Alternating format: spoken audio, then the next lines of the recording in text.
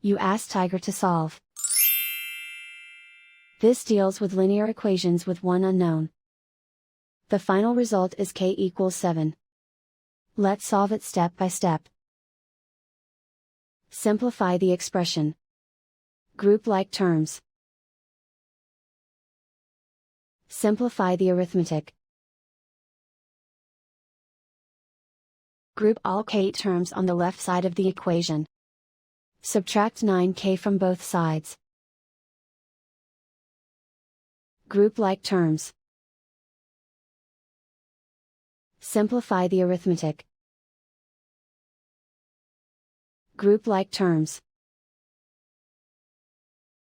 Simplify the arithmetic.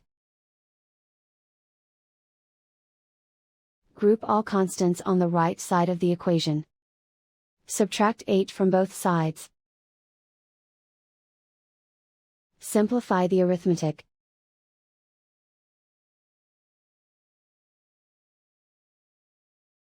Isolate the k. Divide both sides by -4.